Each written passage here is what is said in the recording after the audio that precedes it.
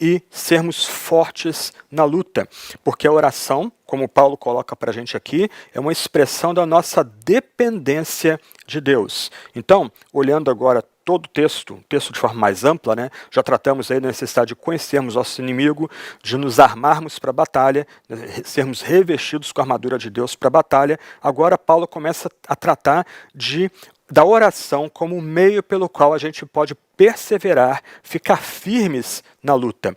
Então, a oração, chamada pelos antigos aí de um meio da graça, é essa dádiva que Deus nos concede para nós dialogarmos com Ele, expressarmos nossa dependência dEle.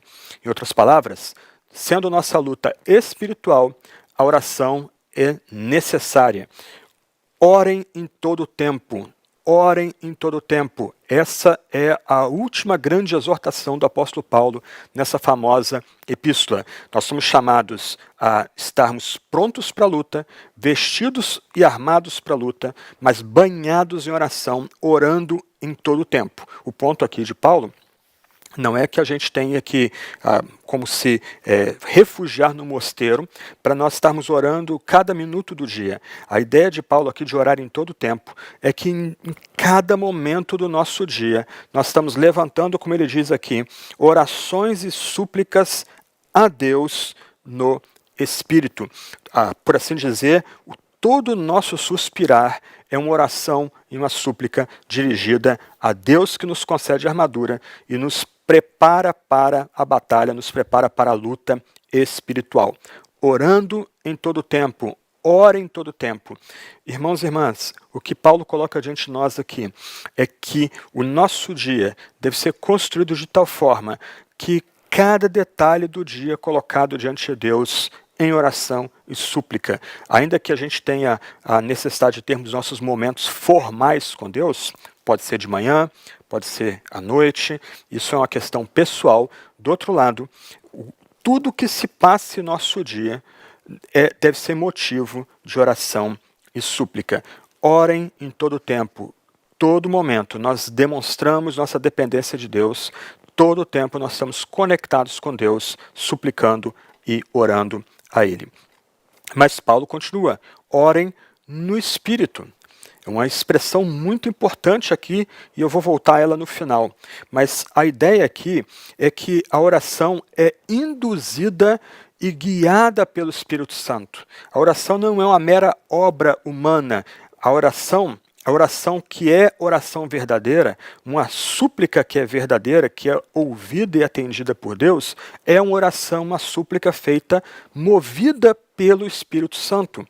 Então, quando nós somos levados a orar, assim somos por obra do Espírito. Quando nós oramos e suplicamos o tempo todo, quando nós entramos nesse longo diálogo com Deus o Pai e com seu Filho, nós o fazemos por obra do Espírito Santo. Então, até mesmo oração é oração no Espírito, guiada pelo Espírito, conduzida, induzida pelo Espírito. É o Espírito que nos dá esse senso de que nós estamos nos dirigindo ao nosso Deus e Pai de verdade, por meio de Jesus Cristo. Então, nós também precisamos do Espírito para orar. É necessário que o Espírito Santo venha a nós e nos leve a uma posição de dependência de Deus, e por meio dessa dependência de Deus, nós oramos e nós suplicamos. Aqueles que não oram regularmente, como Paulo nos recomenda aqui, né, orando em todo o tempo,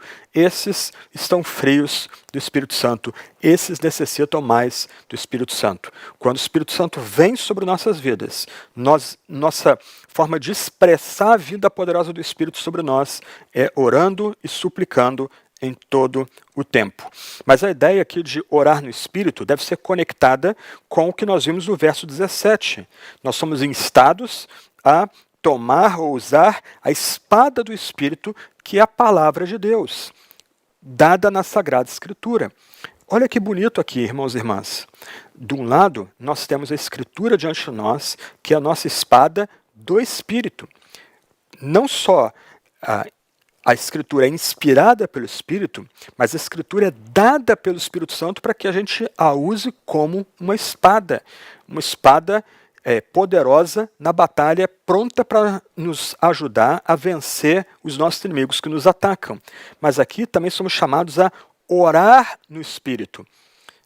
A palavra é a espada do Espírito e somos instados a ter nossa armadura banhada na oração no Espírito. Olha que bonito.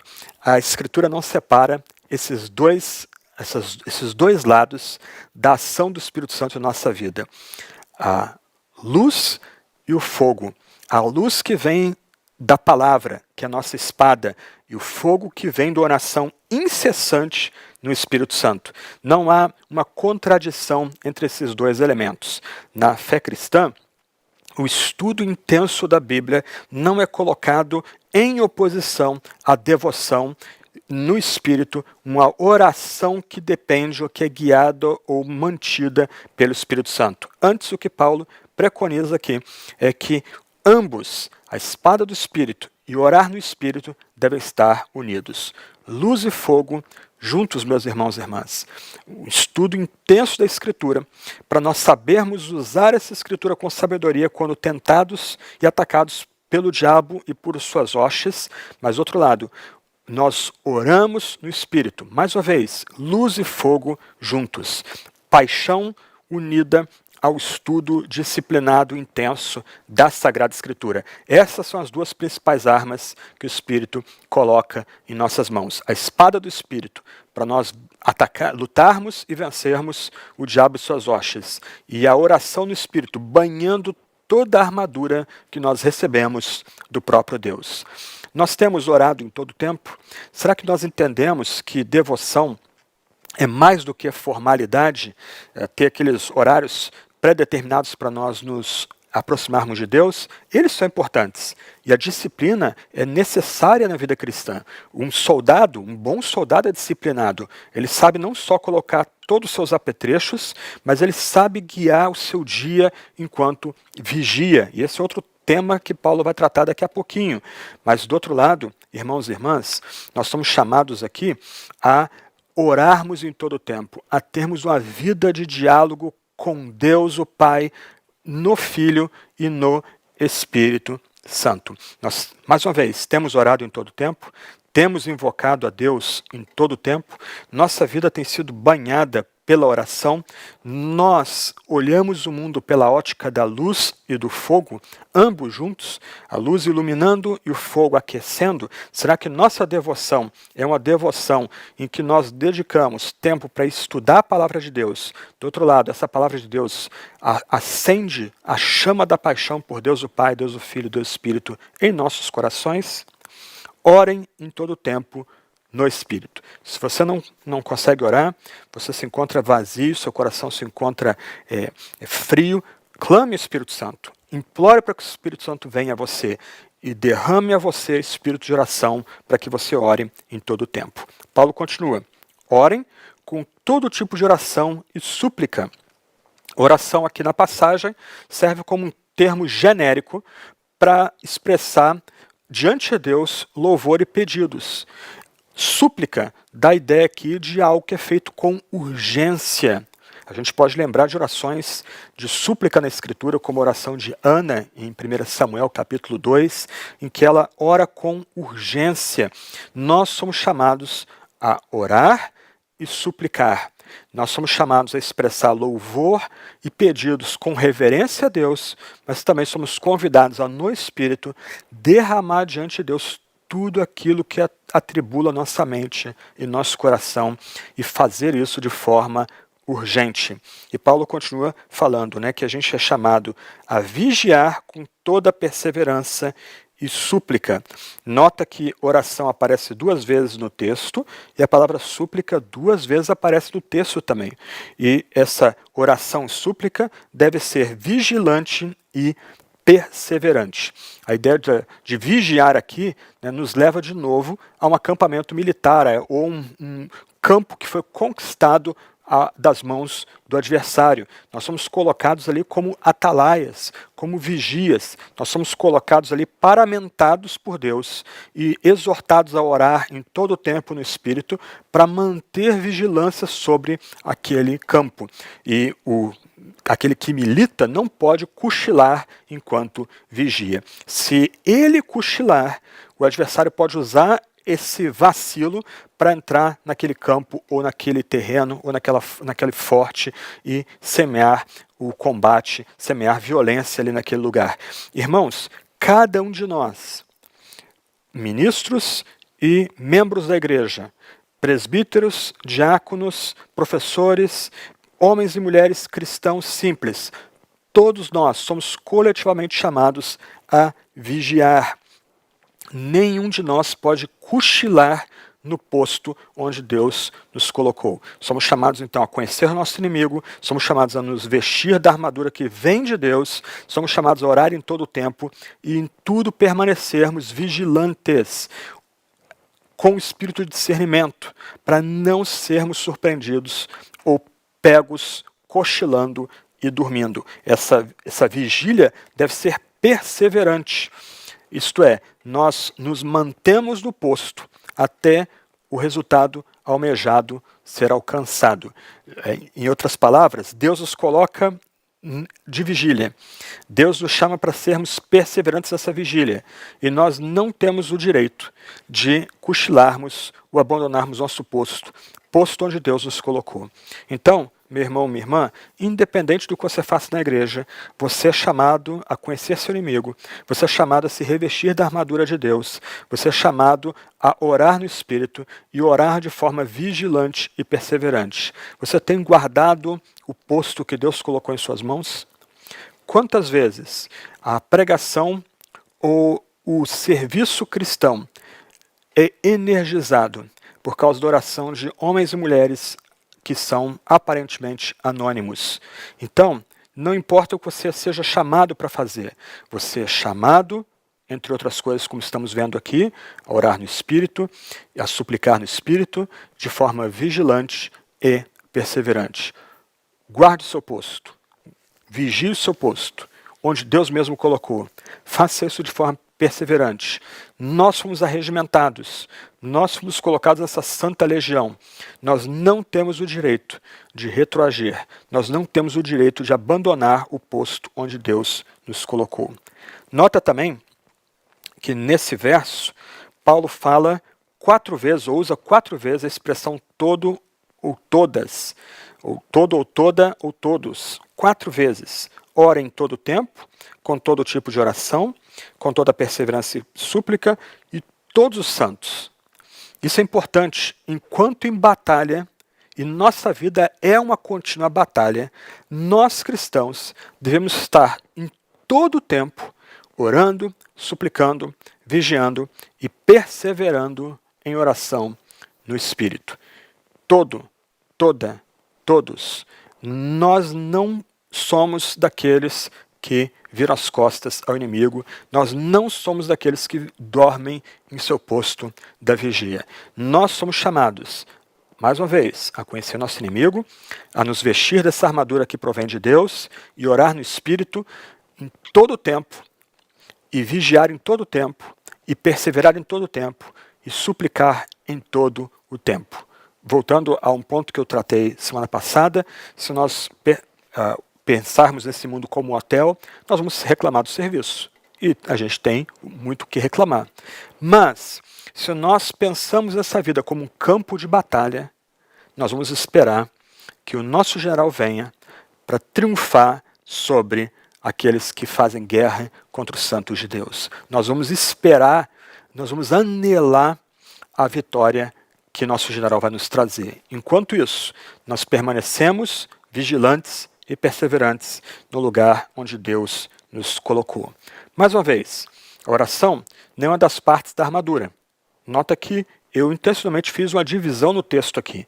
Tratamos da armadura no último encontro. Agora estamos tratando da oração.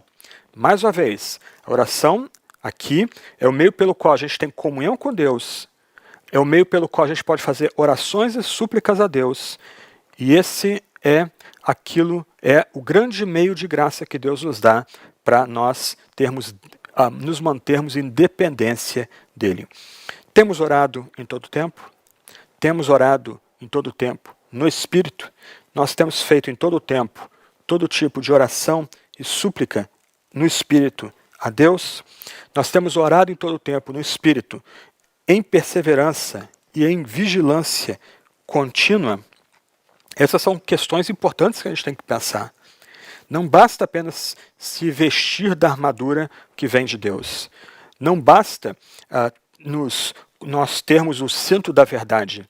Não basta termos a couraça da justiça e o capacete da salvação, o escudo da fé, a espada do Espírito. Não adianta apenas termos os pés calçados com a preparação do Evangelho da Paz. Todas essas armas têm que ser polidas e preparadas e unidas em oração. Nós temos orado em todo o tempo, e no verso 19 e 20, Paulo pede oração para si, aos seus amigos. É bem interessante aqui que ele deixa isso para o final. Ele fala de orar a Deus, ele fala de orar por todos os santos, e esse é um ponto importante aqui. Os crentes são instados a ter uma preocupação por toda a igreja. Nós somos chamados a orar, por exemplo, pelos cristãos que sofrem perseguição na China comunista, na Coreia do Norte. Nós somos chamados a orar pelos cristãos que sofrem perseguição nas mãos do Boko Haram na África. Somos chamados a orar pelos cristãos, por exemplo, na Europa e no norte da América, que são seduzidos pelo secularismo e por ideologias de oposição à fé cristã. Somos chamados a orar pelos cristãos na América do Sul, com suas lutas peculiares, com as suas tentações peculiares. O cristão é chamado a orar por toda a igreja cristã. Mas Paulo lembra aqui que o cristão pode pedir por si, e é o que Paulo faz. Ele pede oração para ele. Ele pede que os seus amigos na igreja de Éfeso orem por ele. E ele faz um pedido importante aqui. Ele pede graça e poder para transmitir o mistério do Evangelho para todo o mundo.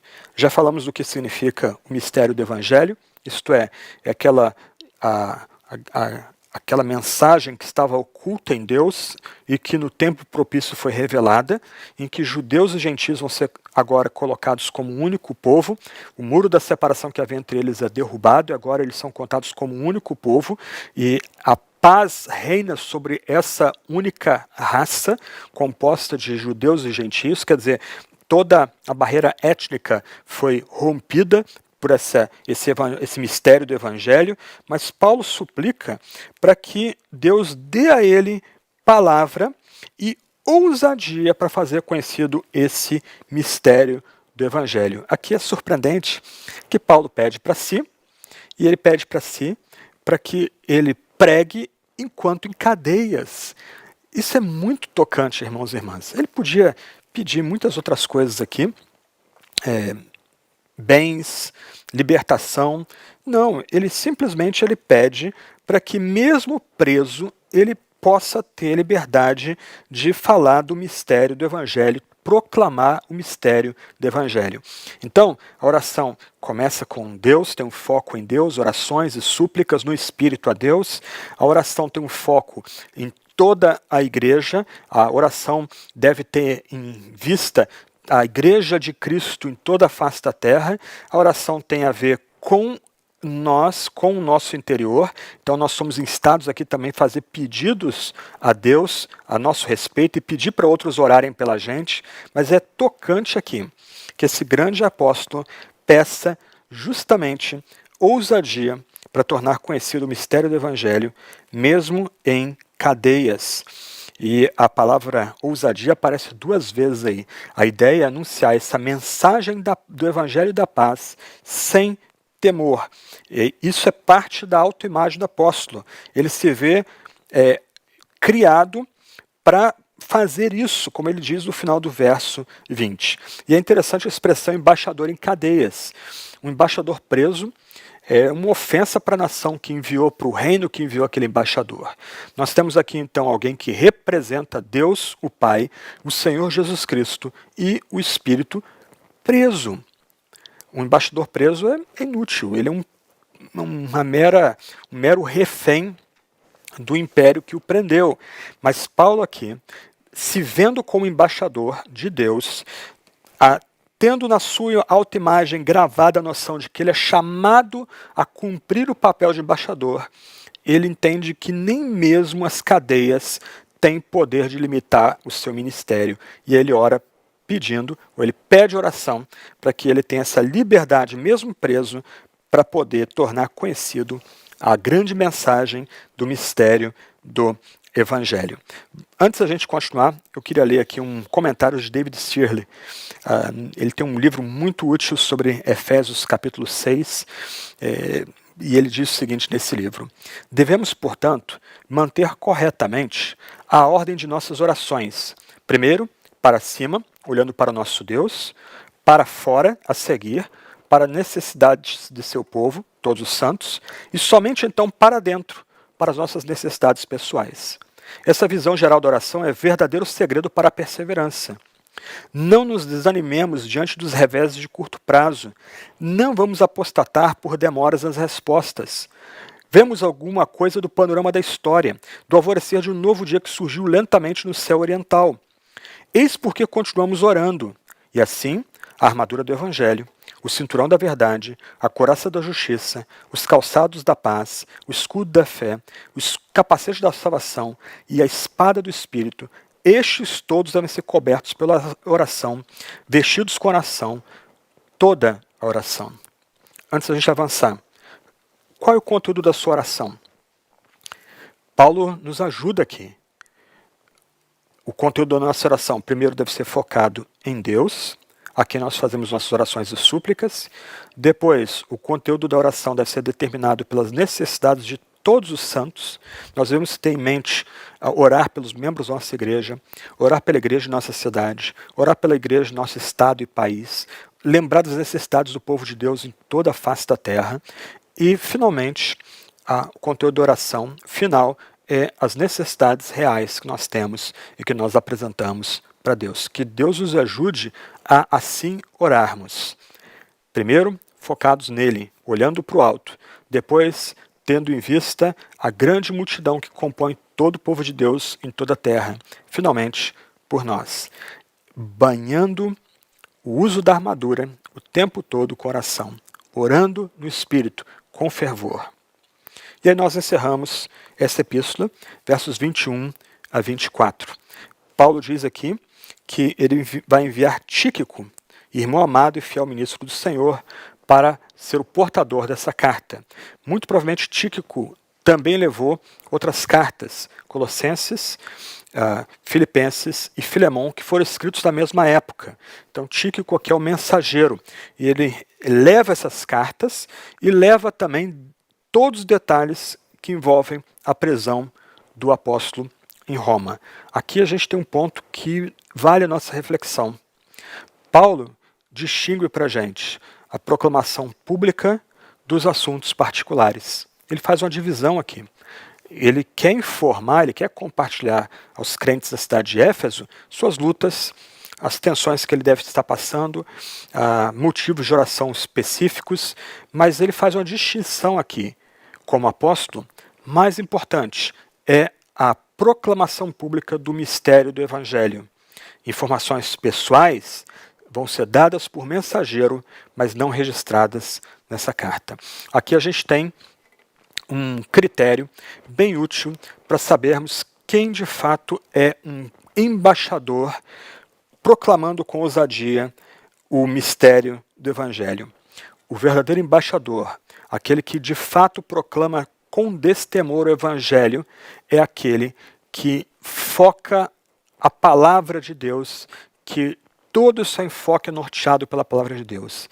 É irritante quando pregadores começam a falar de si mesmos, contando histórias de si, e gastando mais tempo nessas histórias, nessas, muitas vezes, noções alegóricas que são usadas para interpretar a Escritura, do que focando na própria Sagrada Escritura. Precisamos aprender com Paulo, nós pastores e pregadores, a distinguir o que é proclamação pública, o que são assuntos particulares. Assuntos particulares podem ser partilhados, devem ser partilhados pelos embaixadores que são chamados a proclamar o mistério do Evangelho em reuniões pessoais, encontros de conselhos de igreja, grupos familiares, mas diante de toda a comunidade, o que nos toca como pregadores, como professores da igreja, é o foco no mistério do Evangelho.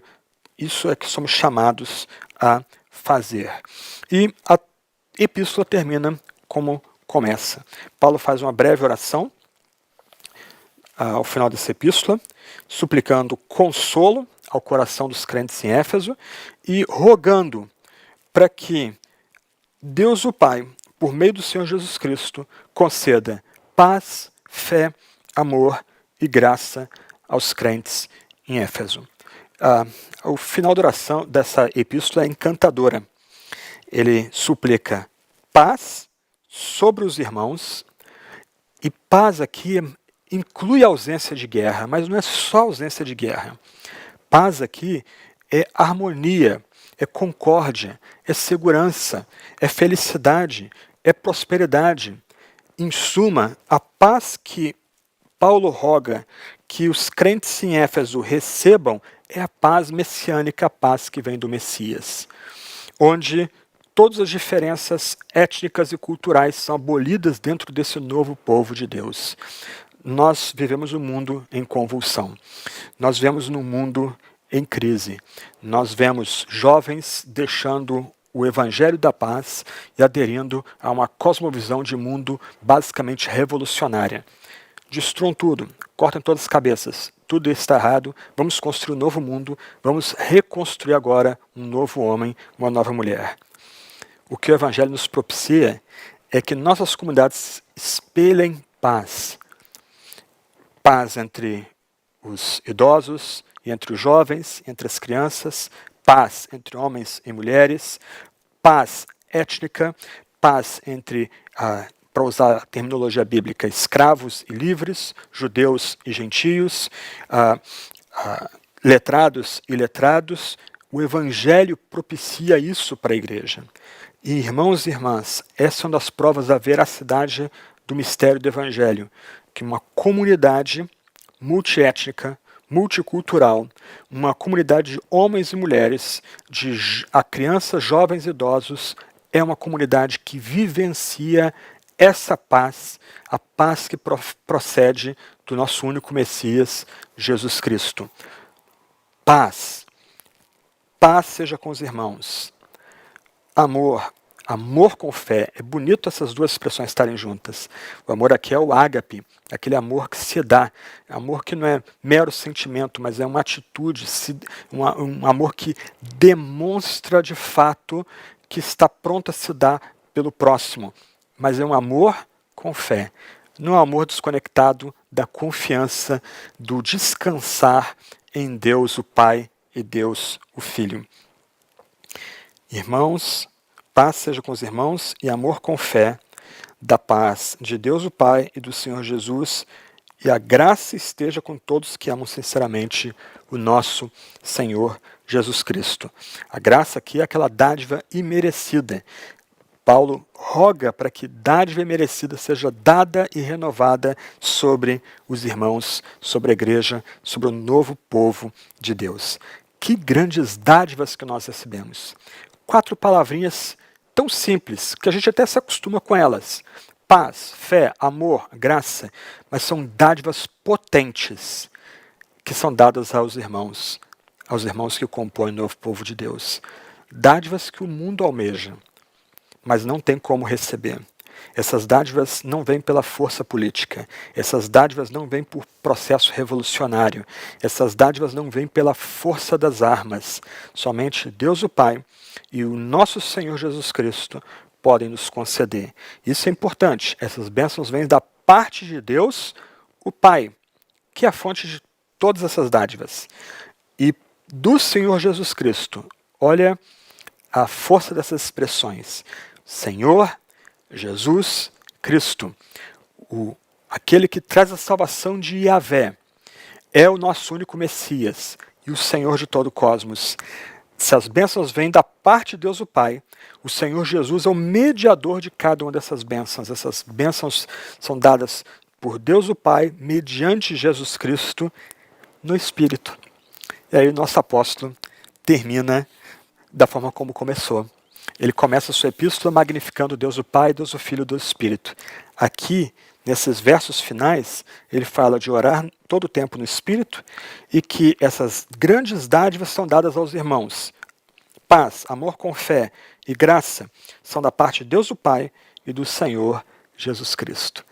Paulo, por assim dizer, coloca diante a nós quem é Yahvé, quem é o Deus que vem a nós por pura graça e misericórdia, Deus o Pai, Senhor Jesus Cristo e o Espírito Santo.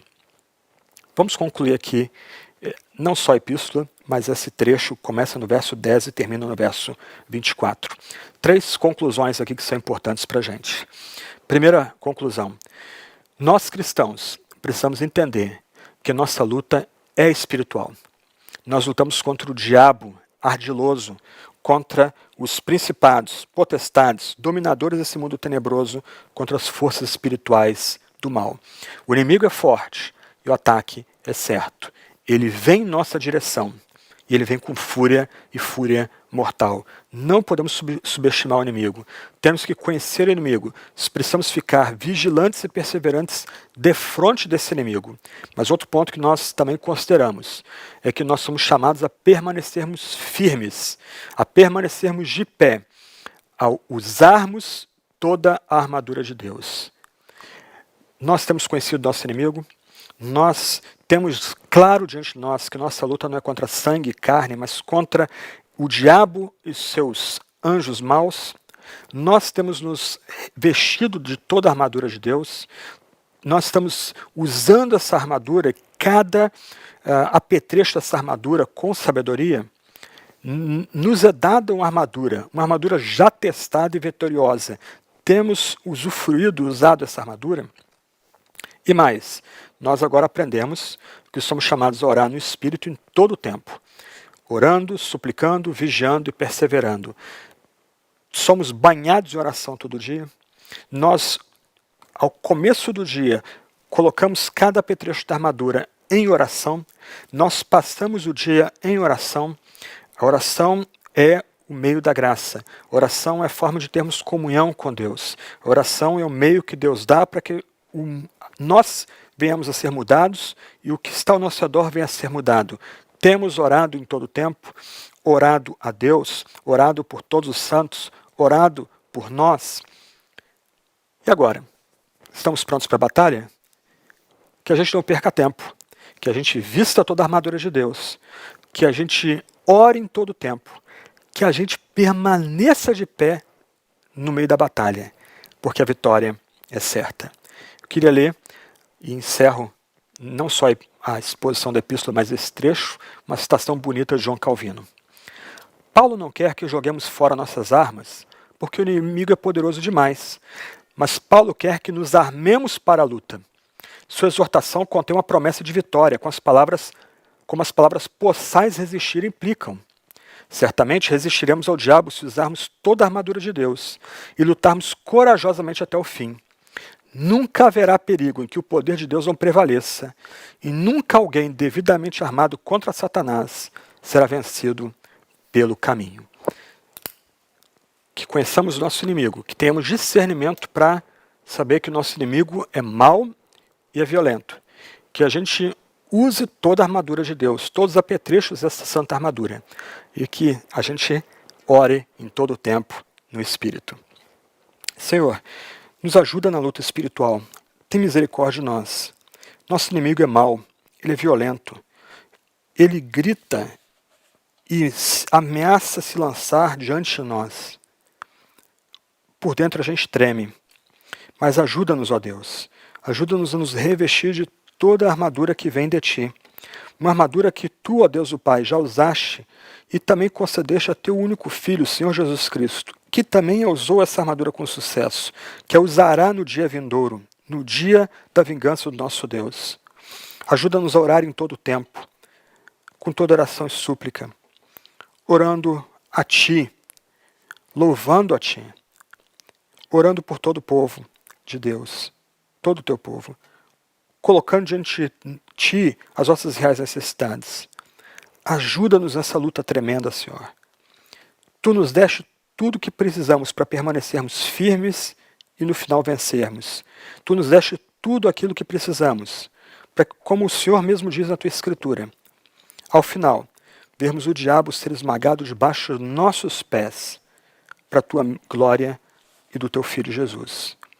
Ajuda-nos a orar no Espírito.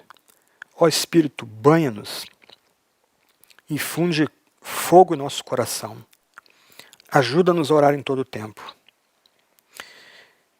Que a graça de nosso Senhor Jesus Cristo, que o amor de Deus Pai, que as consolações do Espírito Santo estejam sobre a Igreja da Trindade, sobre todo o povo de Deus nessa cidade e país, em toda a terra. Amém, amém e amém.